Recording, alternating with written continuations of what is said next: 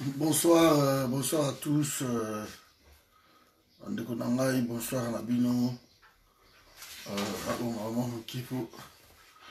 Tout ça, la Koukoua.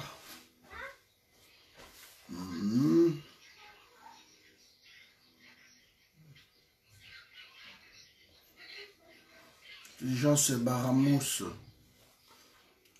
Voilà, bonsoir. Donc,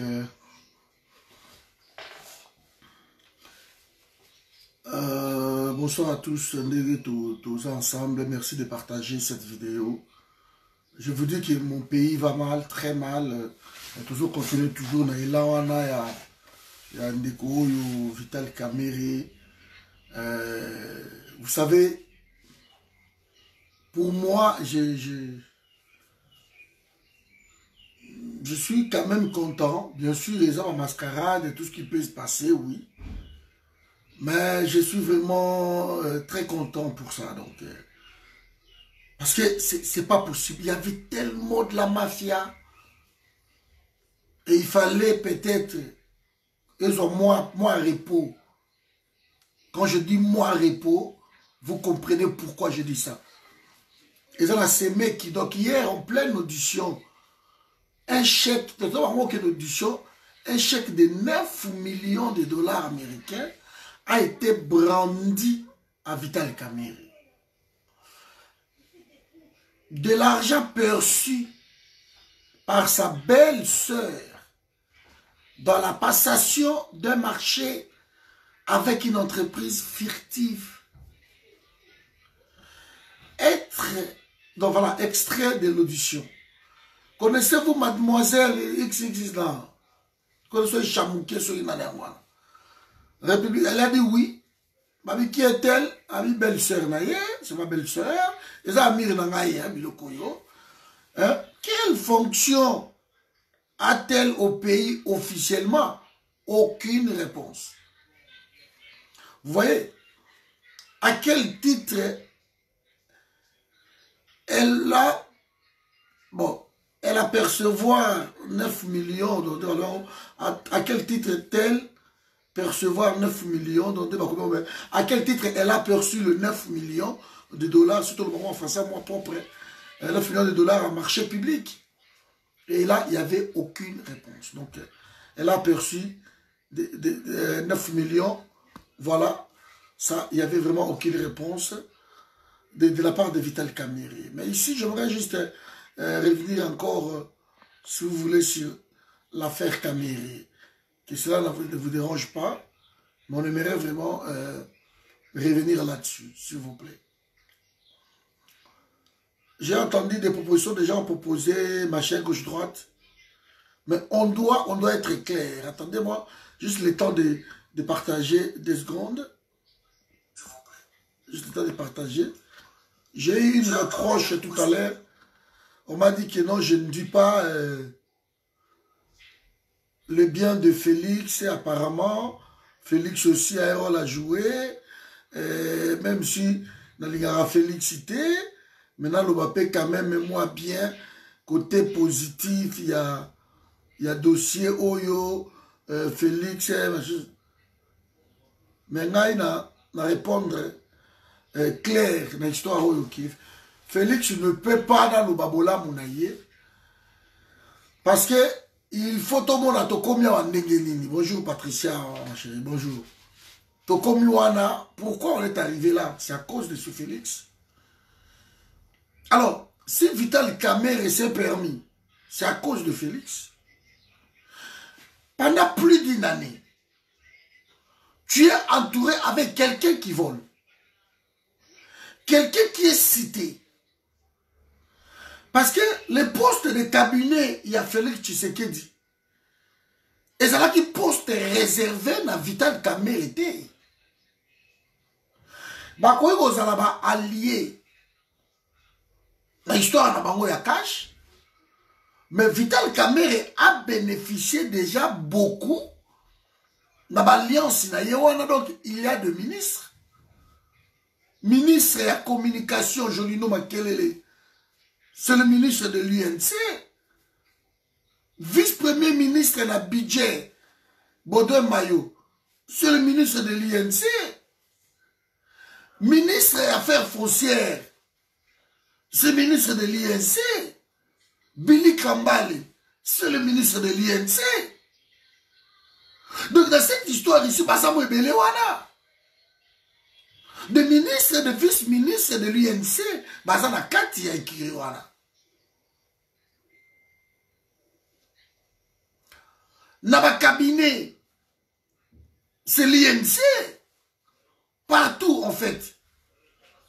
Dans cette histoire-là de l'Alliance, il a gagné beaucoup, Félix Tshisekedi, un cas en a Maman Lili. Mais il y a un problème ici. C'est que Yovandi, et tu es entouré avec quelqu'un qui vole. Le directeur de cabinet, Asa administratif, Asa la fonction morote que pour la Félix a tiré de côté, il faut aller. Lever l'immunité, il n'en a pas. Directeur de cabinet, Asa la fonction morote, il n'en a pas. Alors, depuis le début, Vital Kamerhe n'a fait que voler, voler, voler. Et le Kogomoni a serre na oyo. Vital Kamerhe a joué bana na ye, a côté bana na la présidence. Après c'est vraiment ba poste à l'icolo. Après c'est vraiment ba chargé d'affaires. Mon Ayamida. On avait dénoncé ici. On ne refuse pas que bana biso bazala ba poste na banani mais ezala ba trafic d'influence. Bana tout ya Vital Kamerhe travaille à la présidence, baza va chargé d'affaires. Je vais revenir un peu en arrière, Mouki. Je vais prendre le cas de Mouzé. Partagez la vidéo au Bandeko. Merci. D'ailleurs, Moutoko toujours partagé. Le cas de Mouzé. J'ai eu à m'entretenir avec un militaire. Ouazala qui proche ya Mouzé. Et militaire wana kananga benilo. Militaire wana a expliqué que erreur au musée à Sala. Ne l'autre n'est pas à Kabila. Ce n'est pas seulement l'erreur au Bayaka. Mais tant au Baza, musée à sa président et que Kabila bâtit chef d'état-major armée terrestre. Mais le militaire m'a dit que même ma ration, il y a un militaire. Kabila a détourné ça. Il ne donnait pas. Et c'est là que ma okene tam so afika bakenda ki na bumba guerre moi za na bumba kuna baké qu'on s'est retrouvé que Kabila a déchargé le fils a déchargé ba soldat surtout kuna na bumba. Donc il jouait le rôle il y a kotisa ba soldat ba rwandais il les installait tout ce qui était congolais il y a ba ko transformer en pas bandeko na ye. Et le militaire là m'a dit que papa son baboma Mouzé pour na bouzo banaye parce que on lui a dit ça à plusieurs fois. Quand Mouzé donne l'ordre Moroboy et qu'il n'a qu'un Moroboy pour le militaire, Kabila, le fils là, il détournait tout ça. En fait, il faisait qu'à lui, il faisait en sorte que l'armée a passoire pour Rwanda. Et c'est lui qui mettait Rwanda. Parce que c'était le chef d'état-major armée terrestre. On avait dit, expliquant Mouzé Yango. Mouzé, il est mort par sa naïveté. Et Kabila a créé un problème parce que avant parce qu'il y avait Massassou qui protégeait Mouzé. Mais monter cabane contre Massassou. Et Mouzé que tu es en train de commettre une erreur grave. À Paris, à un rendez-vous. Et il m'a expliqué tout ça. Et il y a un Mouzé. Mais si Mouzé avait arrêté Kabila, s'il avait arrêté Kabila, mais l'autre, tu vas solo Moussous. Donc, Félix Félix, en arrivant au pouvoir, Félix a dit très bien que le peuple congolais, Bazana y était dans le pouvoir. Félix le sait. Alors, Félix le sait très bien. Que le pouvoir, on a vu un modèle nini. Est-ce que je dois me racheter ou pas?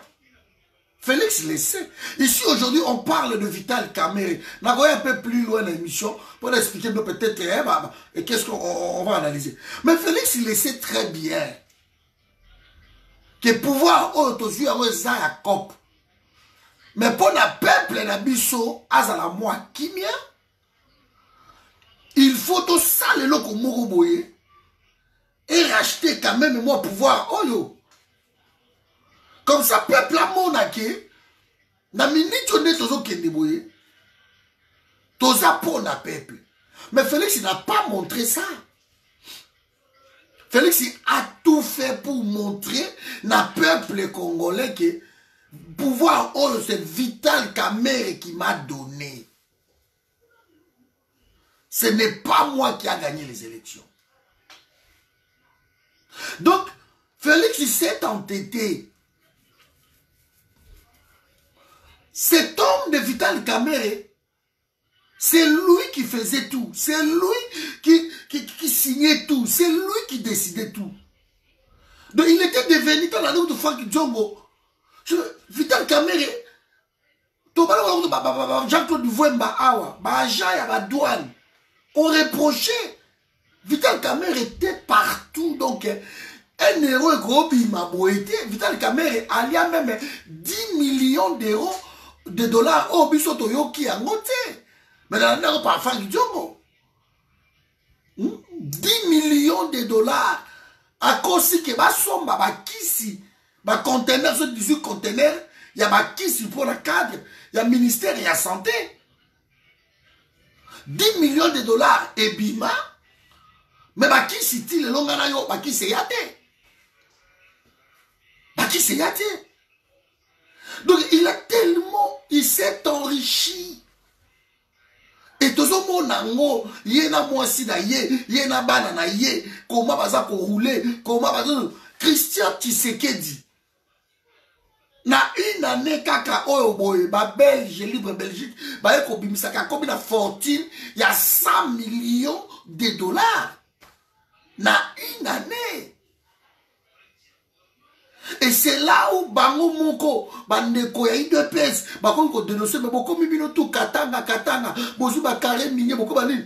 Donc Félix était là. C'est comme comme Eli prophète Eli ou ya Kalabana na ye. Vous voyez? Donc Félix, ce qui arrive aujourd'hui, vous êtes entouré. Oui, mais que pouvoir on a su en mabé. Alors, qu'est-ce que je dois faire pour que bateau va regretter Kabila? Donc, conduite d'abisso quand même est exemplaire. Mais je n'ai jamais vu un pays où les dirigeants n'ont pas peur de millions de dollars. Je n'ai jamais vu. Dans l'époque, il y a Kabila, il y a peut-être dans ma discrétion. Mais dans l'époque, il y a Félix. Donc, Moïse Biezo le Kabwe, Moutounio Soazo Monake, Bato Basalaki de l'autre côté, et vous sentez que ce n'est pas possible. Comme il y a des cigares, comme il y a des champagne, comme il y a des musiciens, donc il commençait à énerver le peuple. À énerver le peuple. Jusqu'à ce que bon, ça, pouvoir, on est commis, ce n'est plus le peuple d'abord. On est commis, les gens parlaient. Félix, il arrive à comprendre, bon, tout à l'heure, justice, ça a moussala naïe. Mais la justice, il a posé ça à moussala naïe. La justice n'empêchait pas Félix de continuer à notre directeur, naïe, à nous révoquer, à nous tirer quelque part, nous vendre dans nous kotoyo. Zéla nous. Félix, il a péché par sa naïveté. Mes amis, nous sommes au pouvoir, nous sommes à la politique. Et la politique, je vais donner quelques exemples. Parce que d'ailleurs, qui est Félix Salabo. Mais vous êtes en train de vous tromper peut-être. Quand nous lui donnons des conseils, Félix est lié. Nadil Moroboy. De ma conseil, vous croyez que Félix a yokarate? On a des preuves que ces gens-là nous suivent. On a des preuves que ces gens-là nous écoutent. Mais malheureusement, il ne peut pas faire ça parce que base n'a pas donc le socle les a mabé. Si vous êtes au base les a mabé, alors il faut boucaner surtout. Nous sommes en Côte d'Ivoire. Écoutez-moi très bien. Moi, quelques exemples que je vais donner. Nous sommes en Côte d'Ivoire. La loi, c'est chérie, général, je crois, Gay, dans un président, il y avait une loi qui a été votée à l'Assemblée. L'ivoirienneté. On ne peut être président de la République, il faut à l'ivoirien de père et de mère. Il faisait tout parce qu'il voyait venir Alassane Ouattara par les pions là-bas français. Et la loi est tombée comme ça. Henri Konan Bédié, Azalaki, premier ministre, je crois à l'époque. Appuyé loi wana, Alassane Ouattara l'a bloqué. Jusqu'à ce que Makamoto Ezokende, Alassane Ouattara l'a toujours bloqué. Mais quand Laurent Gbagbo est arrivé, le pouvoir a sauté loi wana. Asa panafricaniste, a sauté loi wana. Alors ils ont la sensité, ils ont la compétence. Allez, les Français ma côté wana. Moutou akanga Laurent Gbagbo lelo, ils ont Alassane Ouattara. En qui il doit tout. Mais il Alassane Ouattara a oublié même que tant où fouette boigné à ça qu'on régnait, celui qui les combattait a plié au fouette boigné, c'est Laurent Gbagbo. Père, il y a démocratie, il y a Côte d'Ivoire. Mais Ouattara kangaï. Atinda est dans ces pays. La politique, on n'y rigole pas. Ça, les règles de la politique, elles sont souvent fatales. C'est ce qui est en train de se passer. Fort Nyasimbe et Yadema. Atia ma propre frère na yé na prison. Yé na papa moko, maman, papa moko, je crois. Azo atia yé na prison. Parce que frère na yazo, l'insurrection, il y a kanga frère na yé. Blaise Compaoré, boye l'histoire, wana Thomas Sankara. Donc, la politique, ça place mon ressort au côté. Soit au salaire, balayer. Alors, je peux dire peut-être, l'erreur de Félix, c'était d'accepter peut-être le pouvoir de Kabila. Maintenant qu'il y a dans mon aspect Moussoussou, l'erreur de Kabila, c'était de céder le pouvoir à Félix Tshisekedi. Alors, Félix n'a pas saisi ça. N'a pas saisi ça. Parce que tant qu'on déjà ma présidence de la République, quoi que m'a nommé, à côté de ma prérogative, il y a institution président de la République.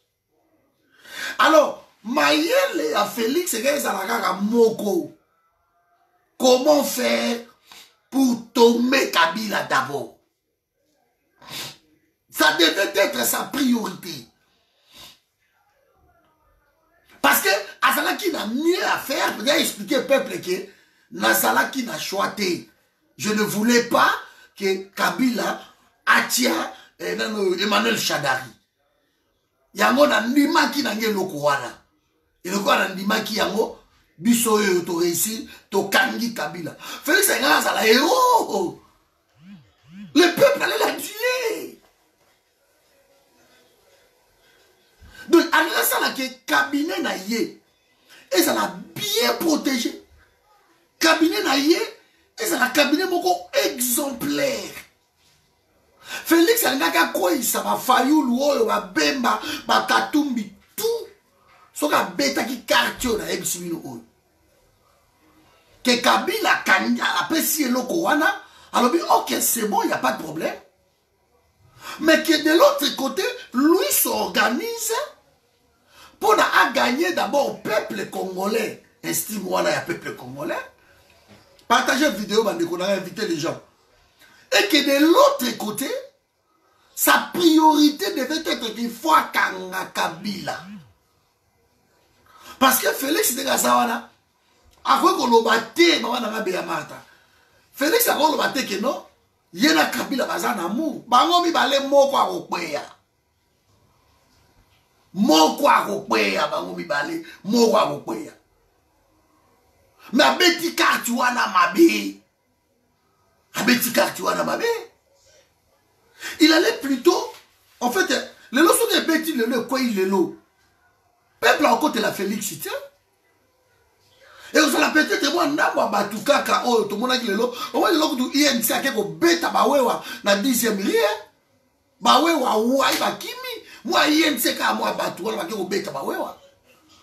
Bato bazala kana bacha makelele oni bataye nse bakiteli bango le loko bête bambila baké. Donc yego salani qui va récupérer Félix et moi bato mike babi bacha makelele batumi bapine et basta. Mais ce qui Félix est dans une année tant azue loko wana ba empêcha qui était qui a sa rigueur d'abord na bureau na ye. Il devait constituer son bureau. Prince Mongali, bonsoir dit.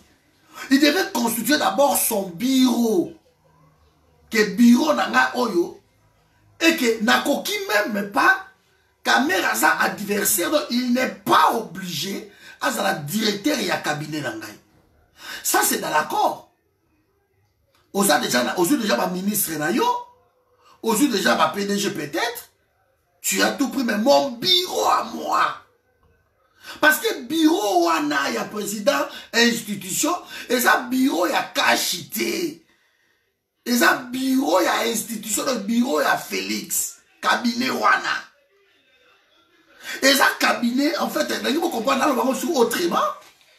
Et ça cabinet il y a accord ya Nairobi. Non. Donc et ça cabinet wana té. Et ça cabinet il y a Félix.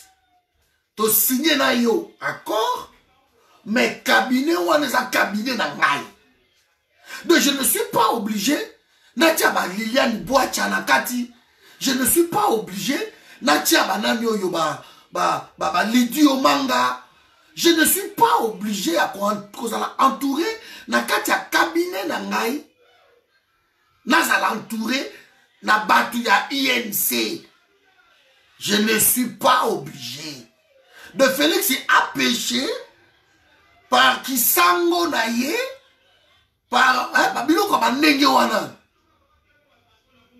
c'est très facile. D'abord, je parle de mon bureau à moi.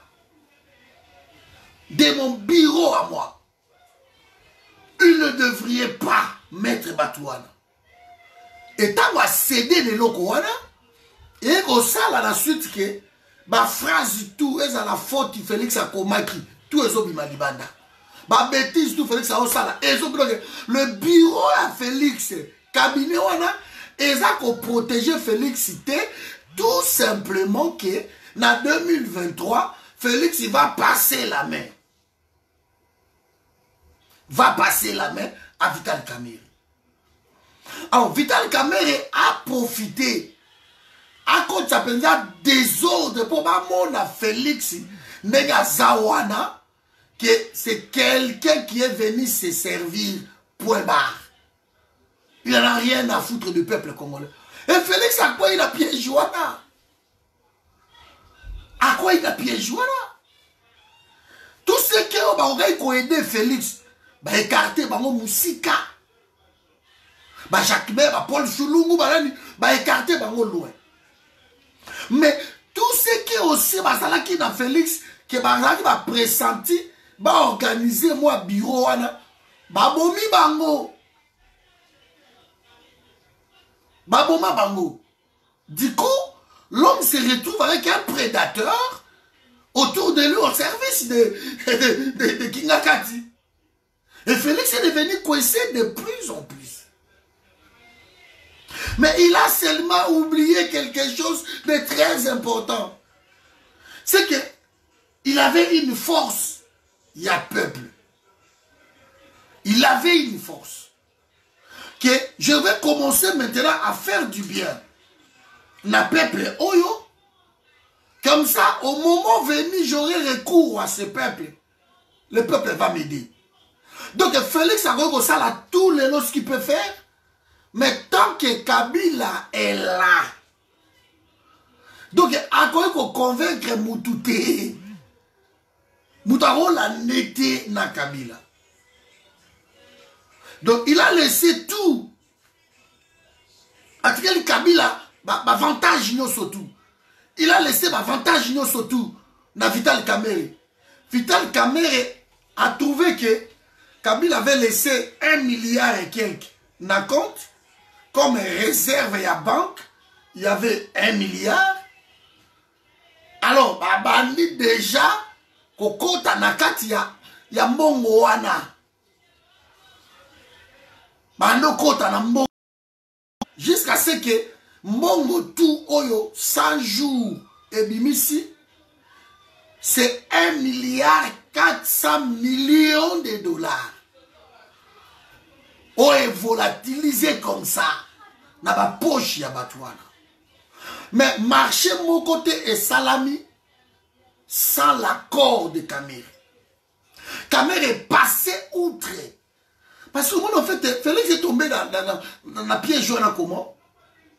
Kamerhe a qui plusieurs fois ministre. Mais encore mieux, Kamerhe était président de l'Assemblée nationale. Bastion, il y a loi, il y a Congo. Bastion, il y a loi, il y a Congo. Le Kamerhe était là. Le Kamerhe a yébaki yango ke, rien, il a sorti na Félix que non, ça l'ordonnance boy, nommé PDG boy. Ça encore, il y a portefeuille, il y a premier ministre. A yébaki ke repassé. Parce que Kamerhe est bien go. Que Babiloko est volé, Kati. Parce que ça, législateur. Kamerhe, il le sait. Mais pendant ce temps-là, en fait, même les gens qui entouraient Félix, Bango, on va s'occuper dans les locaux, les autres qui ont mabé. Bango, Babalouka qui s'occupe vers Bisso, quoi. Ba insulte. Bazo, qui paye sous Félix, c'était na Kamerhe, kuna. Va télé Bisso, Bogomona, Bogomesana, tension, Fatih Beton, nous occupons ça, Kabila, ok. Et ça qui a piégé beaucoup, mais Kamerhe était là pour réussir le locaux. Félix, ça c'est le lot impopulaire dans le niveau à Mouketi. Imagine-toi que le peuple congolais commence même à regretter Moutounet Kabila, son occupant. Comme au Kabila, maman na biso, banini ba loso acheli puta boy, kamo acheli bango loso. Ba hotel ba loso. Mote maman rose. De ce sont des choses ok. Kamerhe a orchestré tout ça et cet homme s'est enrichi. Félix n'a pas écouté dès le début. Parce que pourquoi les hommes biloko? Les soldats, tout ça, on a eu Jean Willy. Les monsieur Kabila, Kabila laboratoire. Bah, quand ils ont sacrifié Kamerhe. Comme Kamerhe, en tant que directeur, il y a cabinet. Quand ils ont passé par marché en gré, en degré, en grété, sans peut-être l'accord du président de la République. Donc, tout ont reproché le lot Kamerhe. Tous ont reproché directement le président de la République parce que c'est son directeur à lui. Donc, lui ne peut pas engager tant que bon, le 180 conteneurs Rwanda. C'est un administratif, donc il ne peut pas. Il faut qu'il y ait l'accord de son chef. Voilà là où il y a le piège de Félix. Il ne le sait pas. Batouana bayemi, c'est bayemi le côté. Kamerhe a directeur et un cabinet. Avec tout ça, la Babiloko, on a été pour petit budget autant. Et moi, ils ont qui gauche, droite, gauche, droite, gauche, droite. Et vous voulez nous dire que Félix n'était pas au courant? Parce qu'ils ont la lettre, comment on a co-signé par Félix Nakabiri. On s'est posé des questions. Est-ce que c'est un DIRCAB ou quoi? Parce que Kamere, c'était comme un vice-président. Poste à DIRCAB, et ça a été malamouté, Miki Nangaïka la Lukangi. Donc cet homme était l'homme orchestre, quoi. Le Kamere était partout. On peut DIRCAB, ça la carte discret. Tomsou Baza, soit la tour de l'eau, qui est Gustave Béassikou. Tomsou Mingi Baza, bah, il y était. Tu vois, Némi Moulanya Lelo, et pourtant il a resté 10 ans comme directeur à cabinet, il y a cabinet à côté judiciaire. Mais tu vois, ce sont des postes effacés. Et ça, poste au Batiaka Moutouna, en fait, c'est toi qui fabriques l'homme. Directeur et à cabinet, l'homme qui ont fabriqué, président de la République, donc, Osamoa Anaye, en fait. C'est lui. Mais toi, tu prends quelqu'un aguerri dans la politique et c'était ton adversaire et c'est lui qui va te remplacer en 2023 au tiers directeur dans le cabinet. Une bêtise grave. Bon, au lieu que cet homme a aidé, parce que ça pourrait échapper qui va taliban, on a discuté là, mais on comprendre rien qu'à dire. Dans le but, est-ce que vous croyez que l'intention des caméras, c'était avant dans la 2023? Oh oui, ils vont le passer la vie, non? C'était de nuire, même un caché Koufa. Parce que, ma béo à caméra, ils ont imputé na Félix. Donc, en 2023, à tabaché caméra, vous avez un discours nini. Caméra avait d'autres intentions. Kamere était là pour servir les retours de la Kabylie. C'était juste ça. Parce que Kamere, il fallait tambo la penza malamu pour ayebi que en 2023, c'est moi qui va remplacer Félix. Mais curieusement, c'est lui qui devait remplacer Félix en 2023. Il est pire que tous les voleurs. Alors, c'est quoi, en 2023, elle a remplacé Félix, oui, mais le discours ni caméra ni cadeau. Donc, le boulot des caméras, ce n'était pas que 2023, caméra yebi que ceux qui même Kabila aïe, lui va nouer toujours ses relations, l'alliance là Kabila, ses poulets seront des ministres, tant que Kabila ressemble c'est sous-président de l'Assemblée nationale, et c'est bon, l'homme est content, il continue sa vie. Il est comme ça. Il y a certaines personnes, pour la bango poste à présidence, Azanango Toloka ba Viet Tshisekedi n'est Koufa. Viet Tshisekedi ne rêvait pas qu'à la présidence de la République. Lui s'est contenté. Depuis les gens ba salaka awa na Belgique awa ba création ba union sacrée. Le vieux rêvait que le poste de premier ministre. Et voilà, il est mort premier ministre 2 jours, 3 jours. Il n'a jamais rêvé président de sa République. Et je dis que il a un rôle à jouer. Donc en 2023, Kamere jamais a été comme président. Mais il était juste là pour salir Félix. Et les gens là, au lieu de loko wana, et ils ne voyaient pas ça quoi. Et ils voyaient de l'argent. Les gens qui venaient dans moi intelligence, comprendre. Et Kamere, c'est lui qui était là pour écarter Bango. Donc, il est pour faire comprendre Félix Loko.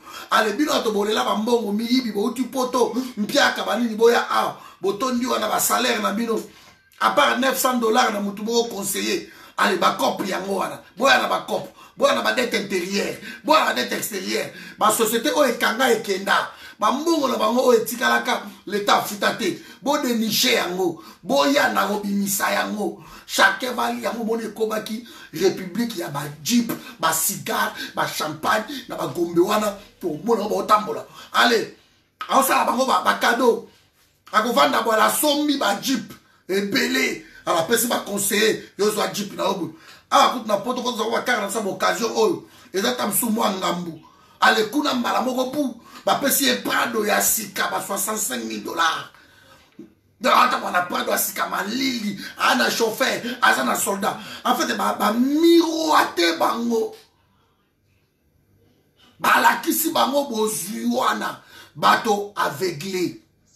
La Kabylie savait ce qu'il le faisait. Parce qu'en fait, la Kabylie est déjà riche. Et donc, Tikali na bango va conserver le pouvoir parce que soit va perdre le pouvoir wana, et ça va asile, va exil. Et ça va prison, et ça va tuerie, et ça va assassinat, et ça va vengeance y a peuple. Alors pour eux, ils vont tout faire pour conserver base à la canne à pouvoir. Donc si vous voulez mbongo, bah pensibino. Ne pas mongo balbaka bono djungala ngambimbo ou fuleja. Donc bah mbimbo, bah pensibino bolia. Bono djungala ngankoto, bozun koto, bo pensiali. C'est ça, en fait. C'est que Félix, ils n'ont pas vu venir là. Et le Kouana. Et les Loroyo, bande kwa INC, Bazolo Bayango. Oh non, tout ça passé en 2023. 2023, Kamel allait avoir quel discours devant le peuple. Kamel nous a habitués, c'est lui le loup là d'Afrique. C'est lui ceci. Lui va changer le Congo. Lui va faire cela. Ta mère, ma discours, mon sur la néo, et l'homme arrive, il sait très bien que Azok Kende naïe, vers ma fin naïe, alors il va louer ses alliances. Kabila Tanga comme en 2023, Kabila trouvera quelqu'un au caméra pour se rattacher naïe, parce que INC c'est un grand parti politique. Alors, Kamere va se rattacher Kuna. Et Kamere, à cause ça, toujours, si tu vas sur le bango, à cause de ma bonne maillot, banane sous, à ministre, bah, vous avez 30%, quand on y est bon, avant de sur la poste, et l'homme est heureux. Et Bozeli encore 5 ans, sous 2028, et il continue comme ça. Félix, tu n'as pas vu venir ça. Alors, quand déjà Kamere a commencé et le Coran, qu'est-ce qui a manqué à Félix? De dire que, écoutez, dossier Oezo Kende, Mabe. Du coup, je le mets à côté, de côté. On choisit notre directeur de cabinet. Ou bien, ceux qui sont liés à Kowana. Il fallait que ça qui vont écouter. Pesangata Msumutu Mususu ya INC. Si c'était signé que non INC face à directeur de cabinet. Parce que les premiers ministres, s'ils avaient la majorité parlementaire. Mais ils n'ont pas ça. Donc dans les cas échéants, il va revoir encore Wana, va revoir surtout la clause Wana. Que dans la clause d'Abisso, ils ont dit que ceux qui ont commis président, ils ont commis premier ministre. Alors si on a commis premier ministre, le rôle a comité passé dans la majorité Wana. Maintenant, ngana yo Kamere to vanda, to revoir ma clause wana. Parce que échanger tout. Du coup, tu auras autant de ministres, ceci, mais mon cabinet à moi reste à moi. Félix n'a pas fait ça. À Kena Kamere, bisot aussi discours mot simple, chaque fois, on nous dit ça. Eh, bino batoma be, bino mitema mabe, bino ceci, bino celi, bolini Félix, mais aujourd'hui les gens nous donnent raison. Constance Nabi se pèse sur leur raison. Vous croyez que vous êtes dans la raison bon côté? Vous croyez que vous êtes dans la raison de la Congoté? Biso to bayamboko donc c'est dans la ligne me butu mo na mona kaise belé. Na profite na vana na mandaka na ingeni na kana kende ba boyeka na kenda na ba manya ba bonsole na misala mbilo kanenge wala. Na mwa bateau na ngai na la leo na kena nga mobeka na mwa yoti na nga mukera na kena nga mobeka na va na kena isa ngai na mai ngai na mai na ke ba sankusu ba lilema ba ke ombende mwa na mpoto oh ba sankusu na longo na nga na ke boende leo c'est ça na oke na kiri na oke na boy kasai na ba rivière j'aime ça mais mboko to ba yango Mais toko au 4 c'est sangawana te au 4 c'est sangara pour les nyambo kaliboso. Non, on peut pas. Il faut quand même tout que la bande na biso quelque chose. Que papa Nabino a koufi, oui, mais c'était un homme incorruptible. Il s'est battu pour le pays. C'est ce que nous, on a voulu. On ne va pas aller poste, caca par poste, non. Donc pendant une année, bango va lier ma télémie. Mais biso to ne lia to vanda. Parce que to chasser bango, ils vont partir. Et ceux qui bakei, biso ce qu'on ne peut pas vendre dans pays na on est surtout, on vend na tu es chez toi. Mais bah na qui m'était alliance wana. Félix a ça les règles wana makas. On nous a dit ici. Eh na une année Félix a kozala na ma prérogative tozela. Dans la zongi lisusu. Na exemple, je prends le Sénégal et la Guinée. Parce qu'il faut prêcher par les exemples. Dans un pays à Pototé, je vais prendre ma pays Afrique. Je prends le Sénégal. Abdoulaye Wade refuse de partir. Asali demande nae, alors on va passer ça moi 2 ans assis ça va travaux. Dans le Sénégal, non, c'est pas possible. OK, mais on a quoi prédécesseur aussi sango. Abdoulaye Wade compliqué, OK. Bah y en a marre, bah groupe on a tout ba koti masolo.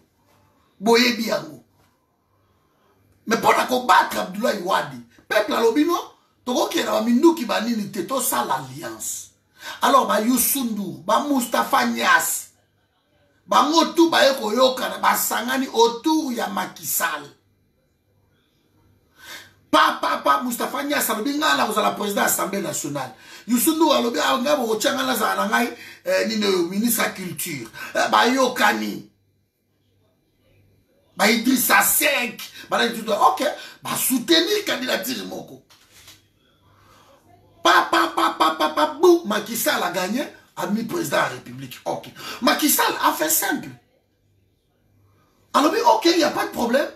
Ba poste bolinga qui a si bango ba poste wana. Parce que Macky Sall attendait qu'une année coca pour accorder ma prérogative d'ailleurs présidentielle. Tango une année coquille, Macky Sall a changé ma solo. Où est le problème? Il a changé.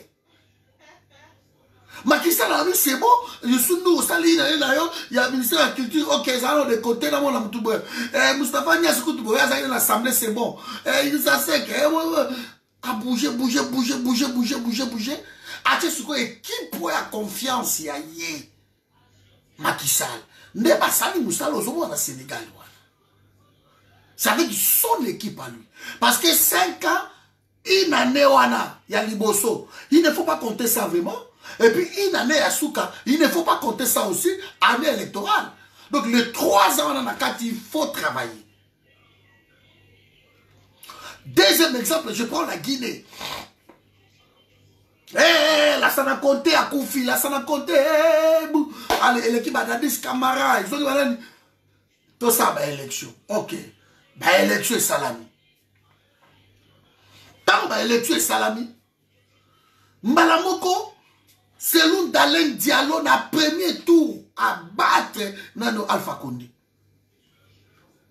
Parce que les gens se disaient que Alpha Condé a exilé 40 ans dans Libanda, tu es bien, et bango selon Dalen Diallo, ça appelle. Appelle, là, on s'arrête la Guinée, on va t'en simple économie à Guinée, ça libre solo, battre Nani, Alpha Condé. Mais Alpha Condé va jouer de l'eau comme Mokoboui. Babi ba pel ba cause va pouvoir être dans Mboko ba yakoya. Donc biso tout ba tototikali, on va former une alliance arc-en-ciel. Quand on a ça qui deuxième, vous allez me soutenir. Tout travail nabi. Ba passer ba marcher. Alliance arc-en-ciel bec et botami. Deuxième semaine, deuxième tour, Alpha Condé a gagné. A récupéré Batounaye, va travailler pour Sili, celui d'aller dialogue, à Tombo qui va dire Alpha Condé a travaillé, tant que Sili, une année, à remercier Bango, il continue avec son équipe. Donc, na Congo, j'avais un des conseillers à Félix que je parlais avec lui en privé. Il m'informait beaucoup. Mais la bande côte ça y est, babilo koana. Depuis papa va aller à l'art, avec un gars soutien qui m'a il m'appelle plus. Toké, parce que lui il croyait qu'avant qu'on convainque un gars il a rejoindre Félix. Mais même si je ne peux pas rejoindre Félix. Tant que Félix a ça Kabila, il a vraiment mon boulot encore rejoindre. Les alliances, c'est ça la marque partout dans le monde. Oh la bango tant que ici une année. On nous a dit une année bokomona, bon tirer la étape, bon ça une chance, une année. Tokomina une année. L'homme est allé prononcer ma solo dans la Londres, biki rouge, bokomona, asali amote na une année. Oh c'était même pas l'ordre du jour. Parce que Janine Mabonda a brandir Nino Okeno à Olongolai. Mais non, bah on destituer. Mais tant que le président, il y a république déjà. Azui a destitué Bango. Ce qui a dissoudre l'Assemblée. Comment imaginer Negosalama pour Bango Bakende qu'on destitue le président de la République parce qu'il a dissoudre l'Assemblée. Parce que avant d'ici Bango a dissoudre Bango. Et c'est bon, engager le Kowana. Peuple à l'oko la baya déjà Kabila. Peuple a baya la Kabili na nega moukete, vous n'avez aucune idée. Alors, soya, t'as des peuples qui moto. Aso c'est là. Ah, au-dessous de, tout c'est là. Boutou ana batu bala laté. Bazo, tout c'est là, kaka dissoudre. Asali le Kowana te. Eleki. Kamera zo continue à mouyibi na yewana.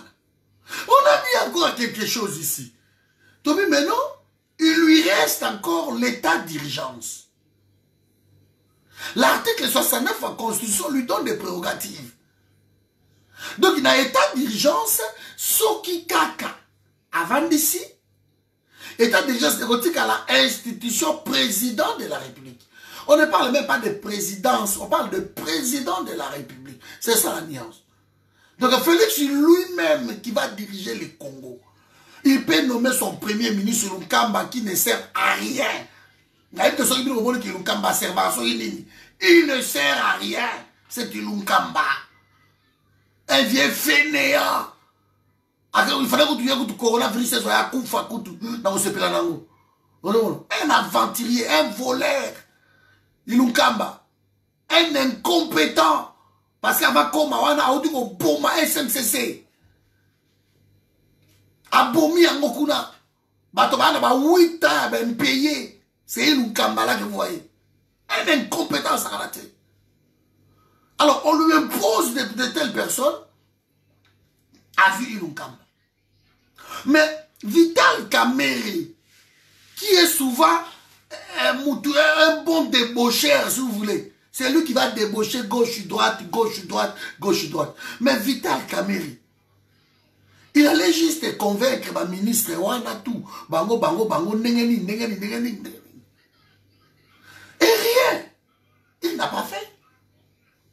A nommé Ilunkamba. Quand on Vital Kamerhe a zo quoi ça Congo? Parce que Makambo dit,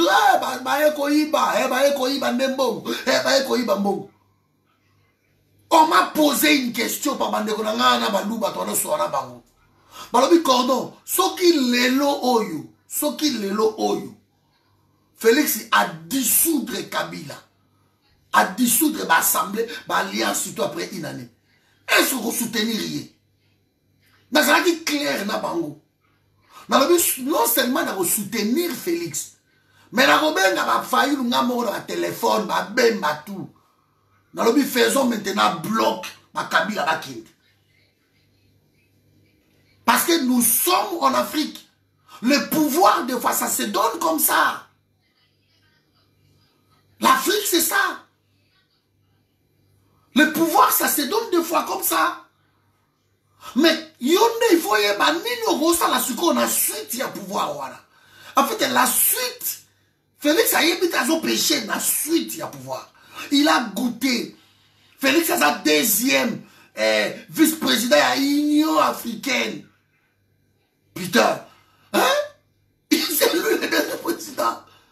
Azana soutien États-Unis ba biso to soutenir yo. Pesa biso quelques généraux wana Africains maye ba kutenga ye to vendre masolo. On lui a tout dit. Ake pa Macron, ake pa banani. On nous dit que Macron yé moko peut-être benga ka Kabila lo bitika makambo wana so meki buzo ba tozwa yo. Et quand Macron a crié on a fait pression à Kabila pour attirer l'attention de Salam. Et c'était clair, ils ont fait pression. Mais quand Félix se tourna vers les Macron, qu'est-ce que les Macron et tout consort bah Ebsaï? Balobi débarrasse-toi de Kabila. Va avec la Mouka. Bosolola. Parce que ceux qui ont se débarrassé de Kabila, ok, pas la Mouka, Bosolola. La Mouka, bah, la légitimité, bah, otia yo maboko. Bah, bah, président tout, bah, Félix Ndengewana. Ake na Congo, bah, Kabila va Jakate. Kabila va dans la Congo, il ne bouge pas. Kabila va Jakate deux provinces, à part Kisasa. Kabila Zalaka na Bas Congo, ou bien Katanga. Kabila pas que Mandaka, c'est toute une histoire. Même Kisangani. Rien à la suite. Bas Congo, Katanga. Deux provinces. Alors, Bango tout le temps, débarrasse-toi de lui. Oh, Moussoussou, Uhuru Kenyatta, affranchis-toi de lui. Tout le monde savait. Félix allait récupérer le leadership régional. Parce que, oh, nous sommes qui nango besoin, biso batutoza nango. Biso toa nango. Pla Kagame, il y a où me late, so il y a Félix a débarrassé qui Kabila. Ok, c'est bon. Maintenant, on est bon, les gars, Rwanda, Banani, Bisso, il faut voir ce qu'on parle à Bisso Moko. On n'avait plus de tueries. Guerre, il n'y a qui s'arrêter parce que c'est une guerre politique. Guerre Rwanda Bisso. Et qu'on s'arrêter quand on politique a décidé. Et toute guerre, et si la canne a politique. Alors, il y a évité. Il y a ce qui est dans ma solo, na deal. Alors qu'il y a ma solo, na deal. Alors qu'il y a ma solo, na deal. Mais ce qu'il a oublié une chose. Que deal est comme ça au-dessus de la constitution. D'accord, on c'est ça la maca. Babylone, on c'est ça la maca. Et c'est là au-delà de la constitution. Donc, beaucoup ça l'accord, on a bien tout. Beaucoup de temps, on a l'accord. Mais constitution, ils ont veillé d'accord. C'est juste ça. Alors, Félix a dit que d'accord, à Tchango, il va bondir et dire. Voilà en fait du problème de Otozanango, Yango wana bandeko nangai. Donc, asali eloko wana te. Sikoyo, une année leki asali yango te. Mais il faut tomber que coronavirus nde makambo ekwei. Angahi, tala, ba ma Félix a okufa ne biso ba moko boy. De ce ba Félix ko, bon regretter te. Bon regretter. Parce que moi, ça m'étonnerait que Babo Félix a koufi le lobe va parce que bazo destituer. Bazo destituer. Ta mère va déballer et quoi incriminer Félix. Mais bon ça la politique. Tant qu'on va récupérer la caméra pour bas l'être quoi il m'a manqué. Ma Olimbisanga bato tout ba ndu benga. L'être quoi il m'a moko beko que non tokotala makambunyo. Tokotala makambunyo surtout après ma solo. Bon bisanga na to so na papa na parce que azo benga alors que na en direct. Na yebisa batutu soko benginga une fois. Et que soko moni na katio directeur parce que moi na très poli. De so benga une fois. Il continue encore, je sais pas comment on a rebloqué le en direct. Ah parce que la mairie a bloqué attention na okata vidéo, je ne sais pas. Je ne sais pas. Comment on a eu Mosengo soki na nango boy bisaye pour la mais il écoute pas donc il m'appelle toujours. Voilà, va déconner. Donc, Félix, il est à Zawana. Sauf que Lélo Félix va destituer ou va vomir. Mais qui va... C'est lui, il va s'en prendre à lui-même. Bandeko, bazo comme ça, Félix, béton. Mais c'est votre problème. Parce que dans les cambo, tout ça, Lélo na minute. Il restait quelque chose. L'article 69 de la Constitution est tracé, ma solo. Coronavirus n'est pas cambo et pays. Félix, il pas joué l'état d'urgence. Mais tant qu'on est dans l'état d'urgence, donc l'institution président de la République, il y a un donc, Badil, oh, il y a une majorité parlementaire, oh, tout est quoi il n'a maille. Tout est quoi il n'a maille. Donc, il a minute, c'est l'institution président. Ne moutezo konzamaka ils ont dirigé biloko tout. Donc c'est encore une occasion. Oh, Félix a dit bon, c'est bon, maintenant nous avons un état d'urgence. Alors, ils n'ont qu'à battre, tu ne sers à rien gouverner mes pays. C'est le moment. Qui a changé par généraux, a changé sans passer par ma ordre protocolaire. Parce qu'en ce moment, le pays est dirigé dans un décret présidentiel. C'est lui maintenant. Mais l'homme ne profite pas dans ça aussi. C'est étonnant. C'est étonnant. Vous voyez, c'est étonnant. Nous sommes en état d'urgence. Donc, il va tout malade. On a interdit, rassemblement à 20 personnes, tout est là. Si vraiment cet homme voulait s'affranchir de la Kabylie, de tout ça, c'est le moment. Parce que si tu as mais là, caméra, bakangi pe le tipo nano frigence nano Baramos, YPPDG à Foner, Fonds d'entretien routier, Aïbi à YP 20 millions beko. Donc moi quand on a millions de millions. Alors que c'est le moment. Oh, Félix Zarol va écouter toi en état d'urgence. Na pas si tel ta. Mi biwana nyo surtout, allez vous me le mettez dans ma cale. Moutou à l'autre côté. C'est le moment à la suicidaire. Parce que ce qui est dans les Camerounais qui sango, tozanga na binois, va destituer. Ce qui va destituer, va lier ça y est, ndikila. Et bah, Kobe, taka masolo que non, azala qui a terre, na coronavirus à Tamboli. Bon, le mani. Parce que nous sommes en politique. Félix, il veut se comporter comme moi dans ma longue. Dans la politique, il faut tuer. Il faut tuer. Donc, il doit commencer à tuer. Il doit comprendre que non, babomi batu nangai trop, mupanzi nangai trop. Donc, moi dans ma longue, c'est terminé. Basimbi sakamoto pouvoir à bokondité. Tapis rouge, basimbi sao yango. Tu as les États-Unis? Où ça la batoua là, surtout? Tournez la caméra quand on te voit plus. Bonjour, mon ami, non, je ne crois pas, non, mon ami. Est-ce que vous avez mon ami souté? Non, non, mon ami, non. Je vous vois ici. Je ne sais pas. Bandegonanga, pardon. Bon, si allez, en tout cas, la 20 minutes, 22 minutes pour suivre ça. Est-ce que vous me voyez ou pas? Alors, bien, vous avez donc, Nazali. C'est que nous Séraphin, yono balola, ni nayo. Yono balola, ni nayo. Oh, merci, maman. Donc, Séraphin, c'est toi, j'essaie de tourner caméra na yo, yono mutu, vous avez donc, voilà, yango wada. Donc, Félix se comporte comme moi dans ma longue. N'est pas au kende église, au kende ma longue, papa sango. Moi dans ma yele. Moi dans non, la politique est ça boité. Donc il a minute il doit comprendre que nos vies n'aillent en téléchargement. Pourquoi j'ai dit ça?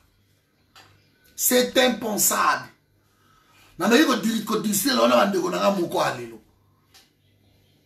Oh, ben, on a beau tout comprendre que cordon, on va pas quand même moi Félix, on peut pas. On ne peut pas. Bino Neboye Bissaye, qu'il y a un danger qui arrive. C'est quoi les dangers? Dans le magasin, on a moyen. Et je le répète encore ici. C'est quoi les dangers? C'est que Alexis Tambwe Mwambaye, que celui Félix Azaranaté, c'est lui le président de la République. Par intérim. 2 mois après, à organiser l'élection, à côté d'un 3 mois. Ok. Mais connaissant le Congo, il a inventé les sous-sous, que Mbongo a organisé ça, Félix Ali Mbongo, il n'y a rien ici. Toluka Mbongo, élection à Bisso, ça coûte 1 milliard et quelques. L'élection à Bisso, ça a tellement cher dans le Congo. Alors, selon la constitution, Boyebi, il faut que tu aies 200 millions de dollars par an, chaque année, hein, pour que ça monte à l'élection, ça prend encore 5 ans.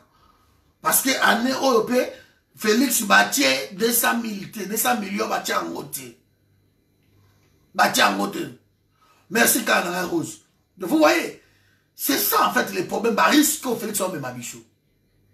Parce que les loyaux, lui, Félix, il a légitimé les institutions. Parce que c'est lui qui signale l'ordonnance, installation, il y a l'Assemblée, il y a le Sénat, il y a tout. C'est lui le président de sa République. Na papier, hein? Ici je parle, hein, na forme. Le fond, nous savons. Mais je suis na forme, je suis dans le fond. De la forme, c'est lui qui a la signature. Et là, on a mis donc, dans l'état d'urgence, sur la Félix Angas, on a vu bon. N'est-ce awa. Ben, institution, il nous a kambayaka, ben, institution, tout pi, et quoi. Je vais nommer notre premier ministre. Peuple congolais. Vu. Tout ça, une année, dans le monde qui est se retrouver. La corruption, l'assassinat, tuerie, ils ont continué. L'insécurité, nani. Bino, alors, comme c'est l'état des gens, je décide. N'a pas ici, institution, tout. Et je vais nommer informateur Yassika pour identifier les gens. Tout ça là, gouvernement Yassika. Ok. Pendant 3 mois, a changé ma CENI, a changé ma cour constitutionnelle, a changé Bilo Konyo Sotuwana. Ok. Peuple congolais. Bato tout au soutien. Ok, tout le monde. Toké na Félix. Fayou la Congo, mais l'Ombe États-Unis qui t'a kende kuna. Même ma kende, mouzi tout l'Ombe na Belgique a kende kuna. To kanga bino après, dans ma dossier na bino, mais bon kenano pour l'instant. Donc on va travailler bien après, to là.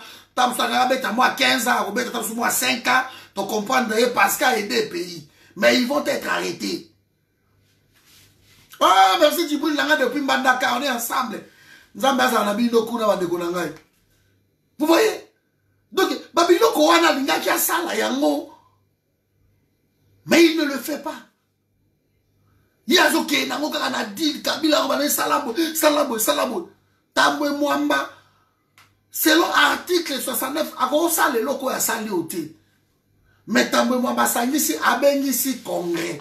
Mais c'est impensable. Même dans l'état, le Congrès est convoqué que par le président de la République. Soit ça ici les 2 chambres. Le président de la République qui convoque les congrès. T'as même ça congrès.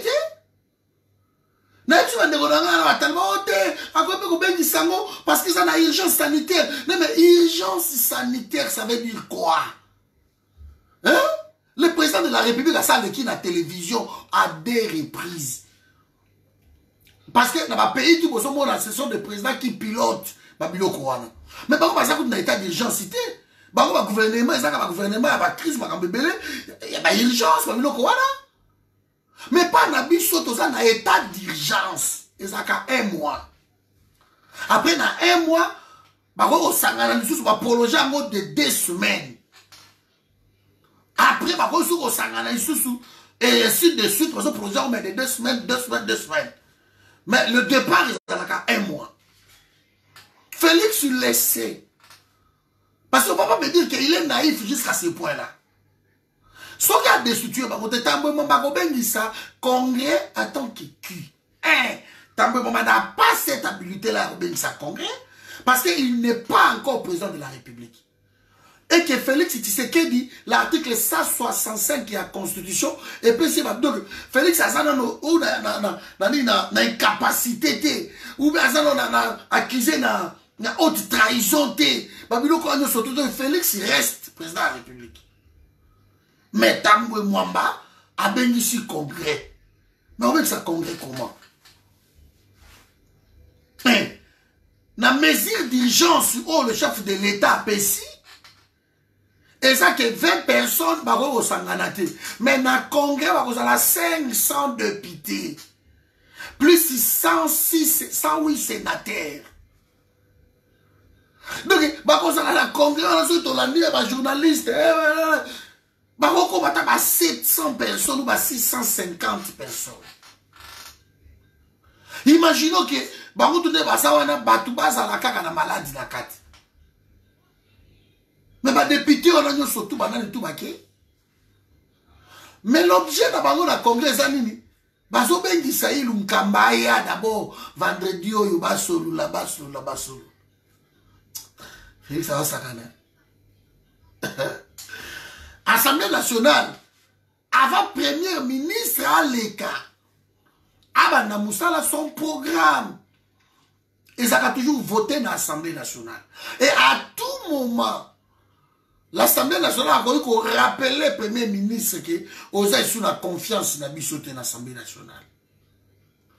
Parce que le programme de votaki, de nomaki, et là, comme salamité, on a constaté que la dilapidation à deniers publics, surtout, et que les bobotés référé, la Cour constitutionnelle.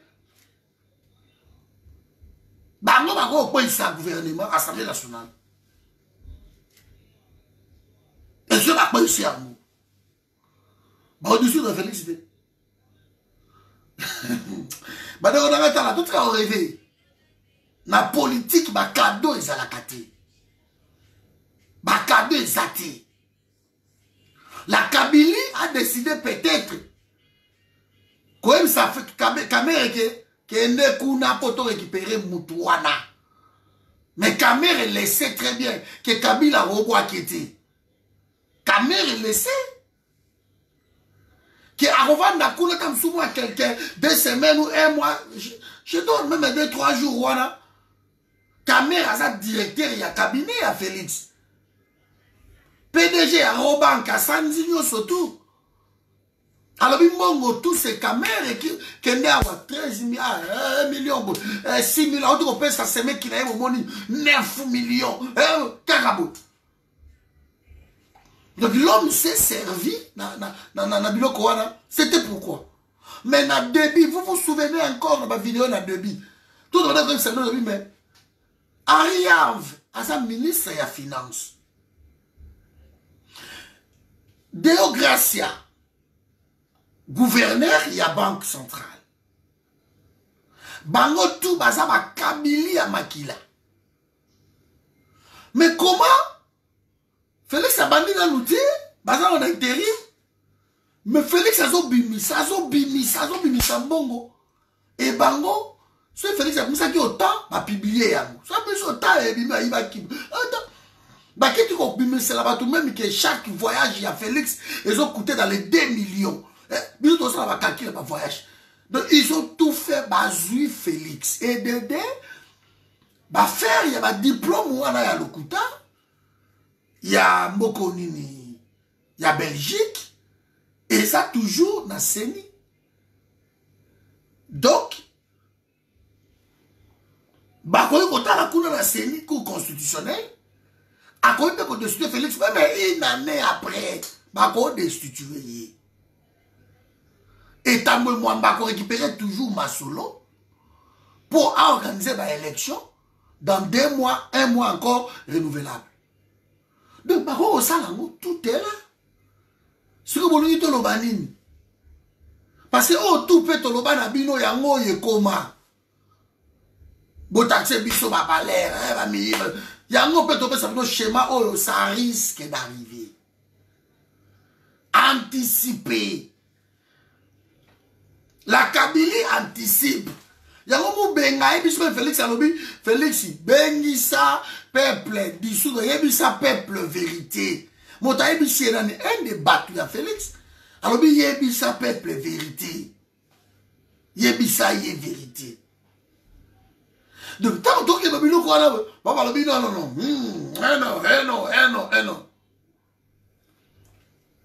Bilo bo sakana. Caméra ali akitoko. Tant ba koti ba Rwandais. Caméra l'Assemblée nationale. Ba to lobi non, caméra a démissionné dans l'Assemblée tout. A démissionné dans l'Assemblée pourquoi? Avec ses calculs. A créé INC, a continué. Massolé continue dans l'Assemblée. Ba Rwandais ba tondi. Tala, mes amis, ceux qui sont congolais, na makambo surtout. Et ça va fungolé la kabatu, tu vas na mike A plus B plus 3. C'est qu'on n'a rien compris.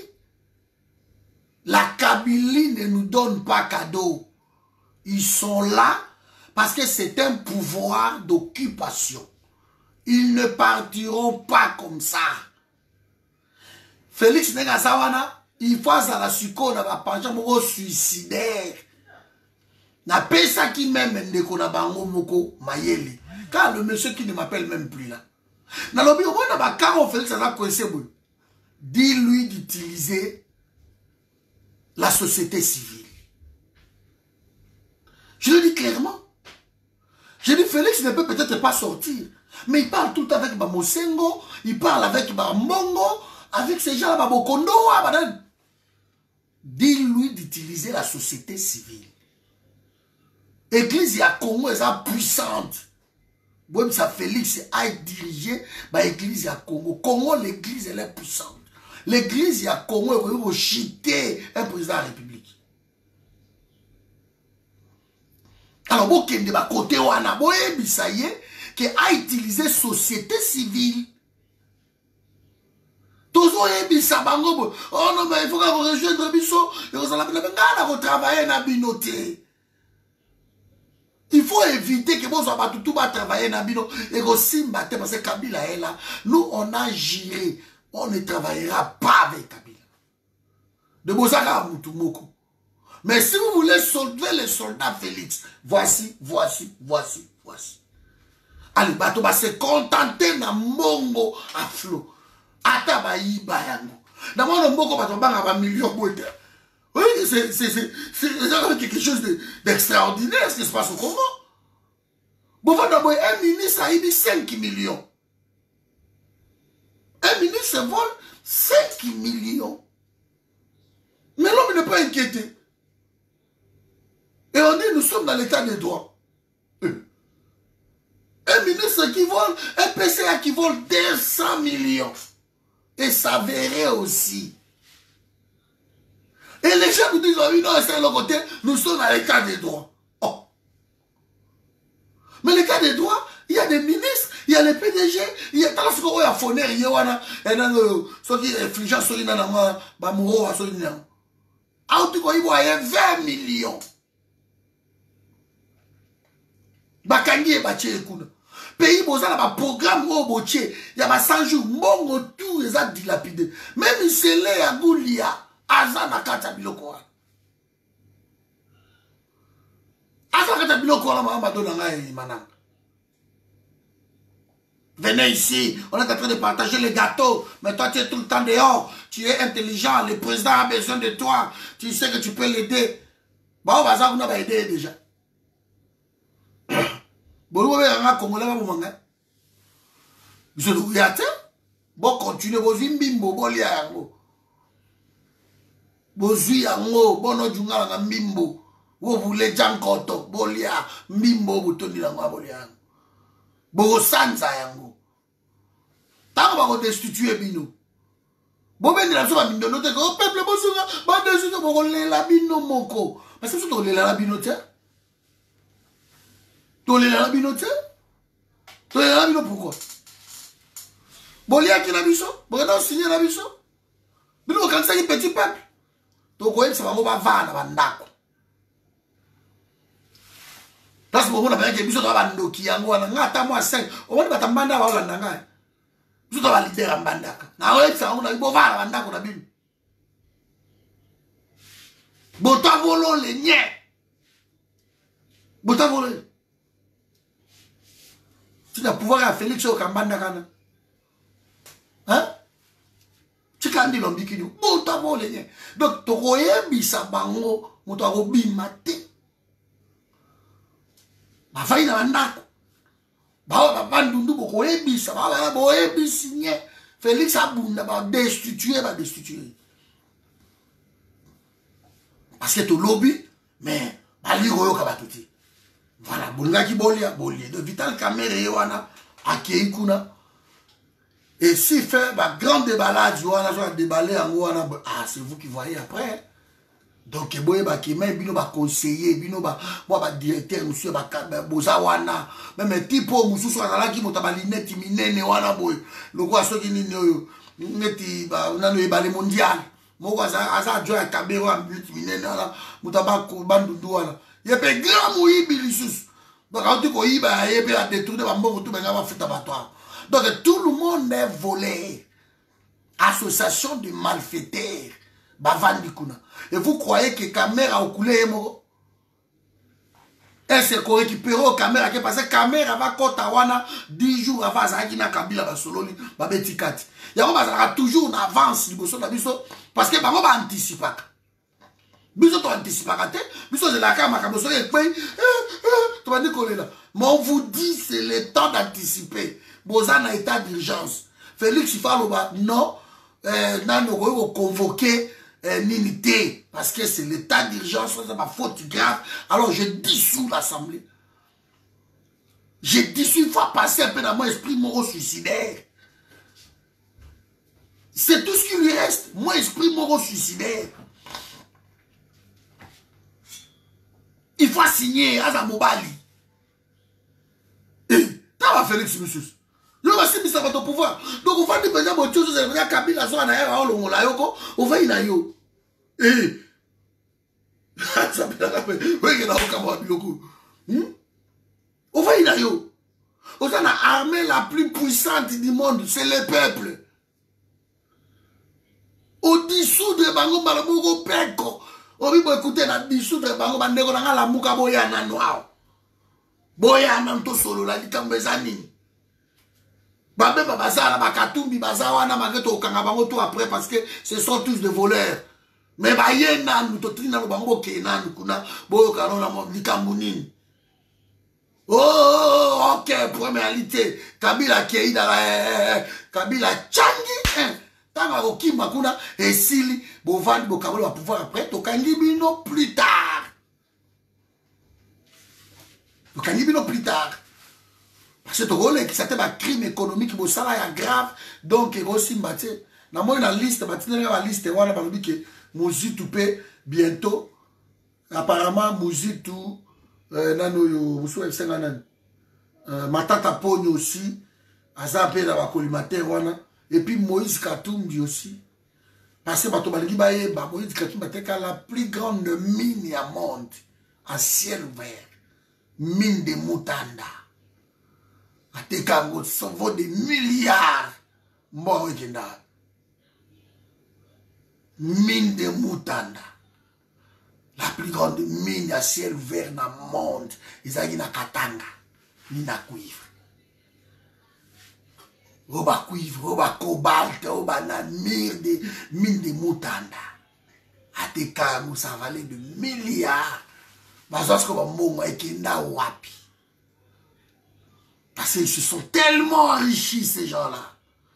Félix le roi a joué par millions naé on l'a somme dans la zone où maëlle a voulu pas ça voulait un million oh parce que ce gars va destituer au kuna au cause il y a la corruption vanine ah on la quand aux États-Unis quand on est au chama mbongo na yo na Belgique bouger les bec on va aller mo kile balu kelie mamoko ba ko geler mo mbabo ba mbongo tono ba geler on a besoin d'enquête bec Tant na va na Belgique dans la séjour à qui na Belgique boyaka na noir. Yo ça mindele ba keno abo ex président mo noir. Yara na noir. Yo ba diplôme ezaki ndeki. Hein? On va calculer non bon les à côté et ça est fait 100 millions côté et ba metu amende ba terre wana. Ba libérer mbongo na tu yo ba bombio quelque part. Hein? Donc vraiment, ce sont des choses qui vont arriver. Ça va arriver. Tout un prophète de malheur, mais tous les réalistes, voilà, donc bonne soirée à tous. Tous les aspect oyo. Parce que l'homme peut, de la kangi caméra, boganga gangate, oh caméra kebolo, oh caméra kebolo. Tous ceux qui n'ont pas généraux. Tous ceux qui n'ont pas généraux. Ezaka to kanga général tel o John Numbi bo kanga ye o bo kanga pe no tango fort o le bazar o moindo bazar bakanga bango dossier on a nie ba ben allez botika silence total mais tu vas crier à quoi elle fait Karim Bianke c'est bon bou moindo yakana ba convoquer après silence total. Bon, ma PDG au bakangaki bango. Babima bango tout. Bana ba parapluie au sakalati. Babima bango surtout ma PDG wan. Tout chemin na kingakat. De ba parapluie na bango so ke kune pas Kabila. Oko ma PDG na Congo ana ka boite. Oh, il faut la confiance à Kabila. Ba nemi mulanya wan, il faut la confiance na bango. Ba PDG doit parapluie. Je suis montré la fonnaire à ta boucaille et la vanille à la prison. Bon, quand on fait pas bon, ça fait un bon, parce que la boucaille t'a dit, bah, tu vas mourir en pesonga. Si tu vas te banga, que non, c'est beaucoup quand on va PDG boyer, c'est que, bon, il va empire et ligne quoi, on va passer sur la vitesse supérieure, passer en pire, ils ont quoi pour PDG, parapluie, ministre, député, généraux, banane. Si vraiment la justice est fonctionner, que la justice élève une nation, alors c'est que tu peux s'attendre, tango fort, banane, on va se retrouver dans la prison. Mais tu vas accepter un côté, d'où tu vas comme ma barrière, na bango eza Félix. Alors il faut pas que ça y est. Il faut pas que ça y est. Selon les Toyoki caméra yemoko tanga komi kuna banga ba chaye na chambre na yemoko aboyi ay ba chaye quand même place au bateau bazali donc bas à l'assemble ça celui n'a pas pavillon 8 voilà ba biloko ba chara wana donc asa kuna asa na prison donc alala libanda te selon de bato solo ba alala ki kuna mais la vidéo à moi je vous ai expliqué par ma moyen tout au mutako au libanda na prison na bimina donc voilà mes amis, nous continuons le travail et tous à la distraité. Vous savez, la problème à coronavirus, peuple à boy, je crois dans Libre Belgique, quelque chose comme ça. Donc, ma test au même qui en Congo, il s'avérait que le peuple refuse les tests. Et là, je vous dis bravo, mais continuons. Bravo à tous. Parce que vous avez fait un travail formidable. Alors là, la soirée, la maman m'a posé au kéré. Aïssa Yinga qui est un tailleur, na biso tout. Place baza na Congo. Baza ta ba super soso yo mo la maman ba la takate. Ba fabriquer ba masque moins cher. Ba ote kango ba 200 francs, 500 francs, c'est bon. Peuple là zo ba masque wana. Bozi pa na kaka. Les faire sur le lobi ha et qui n'était sur besoin écotaté. Donc ba masque wa ba chinois ba nani to za d'accord na ngote. Parce que beaucoup risqué, bon, quand il n'allait, on peut faire un problème. Donc, on a un batailleur, si koyo. Batailleur, on a kin, basé belé, c'est le moment. On a un large na bango. Donc, on a un Dieu là, on a un mal à bango, Miké, Tikalawana, Basali, masque, Pesi Batu. Parce que ma masque, comme ça, on a 1 euro, on a un bateau, ils ont homologué, mais ce sont que des masques. Donc, bon, on a bango pour ne pas ça, on a oh, bazana. On va ça, on masque, on va kasa, on mimbambo, bakotisi na kati ya bilamba basali bamaske bakasa ya mimbambo bakasa ya momboya baniso bolingi bokoti na bakati donc bosali ke bamaske esalama boteka yango moins cher et bopesi parce que baoyo ezouta libanda toza na confiance nango te congolais faut tozala mayele.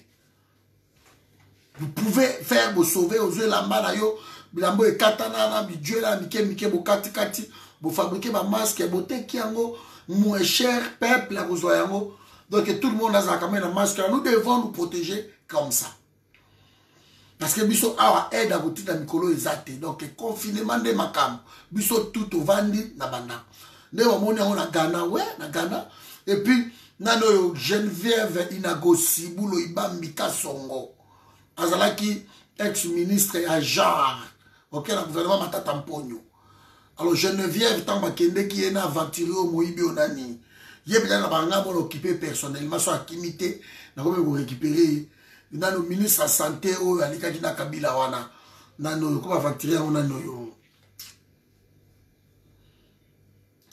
Kabange Numbi Flori Kabange Numbi je vois ministre bango ta bakende ko kutana na ba ilu kambala na nitu banataki ba masque bilamba bata ba masque bilamba esalami nango awa na poto bato ba ko fabriquer ba masque ya bani na ba café ba benga ngoni ba filtre ba café bato ba fabriquer ba masque ba msuba ko ba surtout ba fabriquer ba masque de chaque pays a osa makambu ne bozala ngo ba moyen na bino alors bozala ba super soso kuna ezala ngo ba $10 super soso. Voilà, bosomi wa super soso, mama bala maputa la bango kala ba impreco e kufa wana ba biloko ba jara wana et puis masque boko sokola yango e koti salite yo botia ngo tampa na mo meuble o tio mona yo niki na meuble ah o ka aussi masque na lobo la tiango e ko toujours ko sala quelque chose mais zoya ba chinois zoya ba indien boko mona bino mo parce que ba indien ba ba tout la sabino makambo. Bon, le chloroquine, tout le monde est dans mon teke. Chloroquine, foufou, donc, bon, tiens, bon, administration, bon, parce que le lot, selon ma chiffre, il y a comme 200 et quelques contaminés, 20 morts, 10 guéris. Vous savez, donc, 200, on a bango, bango, on a quota nini, pour éviter, parce que, bah, centre exacté. Donc, ceux qui peuvent corona, il y en aura tellement plus. Et la lobby dans la tribunal la caméra donc imaginons qu'une personne qui a un coronavirus ne batonda qui on a un peuple con je n'ai jamais vu caméra zo iba monga occupé binoti et ba utiliser le peuple ba musala ba utiliser bango jusqu'à quand on comprend que ba bunde la pays bo tu ko bunde la batu caméra ça vous utiliser bino mais bino ba de des personnes vous utilisent tout le temps. Vous êtes derrière Batouana, vous boudez la rende Batouana pour Bangoba Salaka bien, mais vous continuerez toujours dans Banzala la Molena. Au peuple d'Eni. Hein? Beaucoup sont mal été. Quand on parle de caméras, ils roulent carrosse. Alors qu'on va d'un côté, il y a la shit, ceux qui disent d'un côté, il y a c'est les coups à Somba, et pas ça, la domaine, il y a une Kabila. Caméra, il habite maintenant là-bas aussi. La domaine, il y a une info vrai. Vous savez, le a Maloukoza 8000 km² et ils sont presque inoccupés. Alors, basomba terrain, ba miner, ba zamba, ba maïkuna, ba malukoukuna, on va ba sele kuna. Ba vous kitoko, ba respirer l'air frais, ba l'air frais, ba kamutu, ba vous kitoko. Bino ka ba continuer à souffrir. Il faut continuer toujours. Il y a des caméras, il faut que caméra, caméra, bundaka pour la caméra. On peut plein de les appeler. Et heureusement, vous avez moukié, bateau va comprendre ma vidéo. Vous avez moukié. Togotal, ah, puis Western Union des eaux est sauté. Togotal. Caméra, on peut s'habiller à Bilo Randako. De Bago Kaboy, la Bilo Balos, on a maman puta. Togotal. Togotal. Tibo Télé, ma bobina. Coronavirus est continué quand la grâce est que le tir, juin, juillet, août, septembre, la Congo, on a trouvé ta massolo. Donc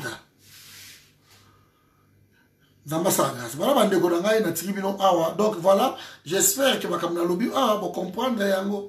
Donc Kamere, il est coupable. Non, Kamere n'est pas encore sentence koité. Lobi ba yoka qui est koyoka. Jusque-là, il est présumé. La présomption d'innocence. De ce que bombier, ils ont juste pour la banquette qui va robi misaïté. Mais Kamere n'est pas encore condamné. Ce monde. Donc, ceux qui peuvent le juge à Robin Misaï lobby, à Biyaka, qui peuvent entendre, il suppose la suite d'informations. Parce que sur sans question, il fallait poser 51 questions.